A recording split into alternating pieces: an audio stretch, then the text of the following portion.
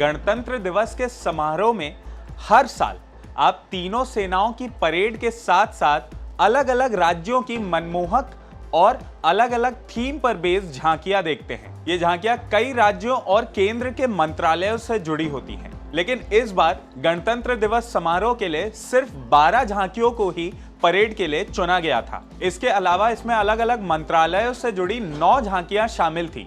ऐसे में कई राज्यों ने अपनी झांकियां नहीं चुने जाने पर केंद्र पर बदले की भावना के तहत काम करने का आरोप लगाया है। वहीं इस पर डिफेंस के पीआरओ का कहना है कि लिमिटेड टाइम और स्पेस ना होने की वजह से इस बार कई राज्यों की झांकियों को शामिल नहीं किया जा सका। ऐसे में हम आपको बताएंगे कि गणतंत्र दिवस परेड के लिए झांकियों का सिलेक्शन कौन करता है, इस पूरी प्रक्रिया में कौन शामिल होता है, इसकी गाइडलाइन क्या होती है और इस पर विवाद आखिर क्यों पैदा हो रहा। सबसे पहले बात कर लेते हैं कि आखिर झांकियों का सिलेक्शन कैसे होता है।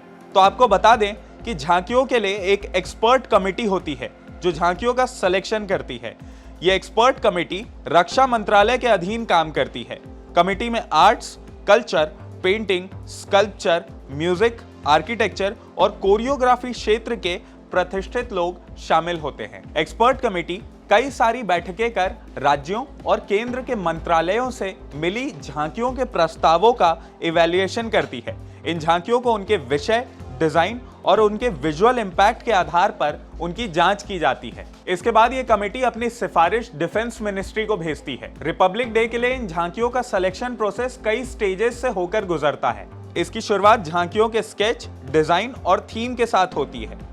इसके बाद झांकी के मॉडल पर एक्सपर्ट कमेटी और राज्य, केंद्र शासित प्रदेशों और मंत्रालयों के बीच कई दौर की बातचीत के बाद इसे अंतिम रूप दिया जाता है। सिलेक्शन के पहले फेज में सारी झांकियों के स्केच तथा डिजाइन की जांच की जाती है और जरूरी होने पर इसमें संशोधन या बदलाव के लिए प्रस्ताव भी भेजे जाते हैं। एक बार जब कमेटी स्केच या डिजाइन को अप्रूव कर देती है तो प्रतिभागियों को अपने प्रस्तावों के 3D मॉडल्स के साथ आने को कहा जाता है। हालांकि आपको बता दें कि मॉडल स्टेज में आने का मतलब ये नहीं है कि आपकी झांकी सेलेक्ट हो चुकी है। इसके बाद फाइनल सिलेक्शन के लिए एक्सपर्ट कमेटी अलग अलग आधार पर झांकियों के 3D मॉडल की जांच करती है। सिलेक्शन की ये पूरी प्रक्रिया करीबन 6 से 7 राउंड के बाद पूरी होती है। इस दौरान हर स्टेज में कुछ झांकियों के प्रस्तावों को खारिज कर दिया जाता है तो वहीं कुछ को सेलेक्ट कर आगे के स्टेज के लिए शॉर्टलिस्ट कर दिया जाता है। अब बात कर लेते हैं कि सिलेक्शन के दौरान किन फैक्टरों का ख्याल रखा जाता है। झांकियों का सिलेक्शन कई फैक्टर्स पर डिपेंड करता है।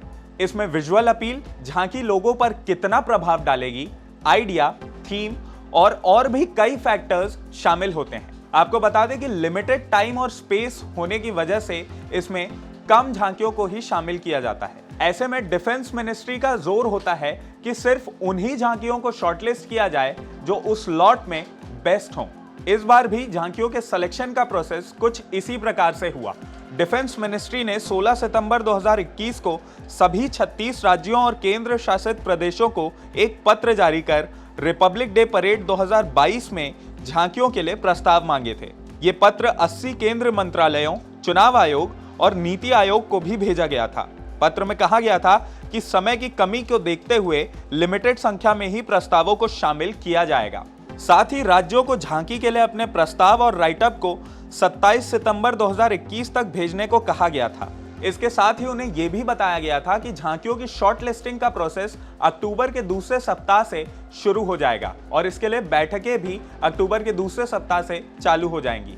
आपको बता दें कि डिफेंस मिनिस्ट्री ने 17 जनवरी को तमिलनाडु की झांकी को परेड में शामिल करने से इनकार कर दिया था। इसके कुछ ही दिन बाद सरकार ने केरल और पश्चिम बंगाल की झांकी के प्रस्ताव को भी खारिज कर दिया, जिसके बाद पश्चिम बंगाल की मुख्यमंत्री ममता बनर्जी ने प्रधानमंत्री नरेंद्र मोदी को एक पत्र लिखकर इस फैसले की कड़ी निंदा की थी। उन्होंने कहा कि झांकी को बिना कोई कारण बताए ही खारिज करने से मैं आहत हूं।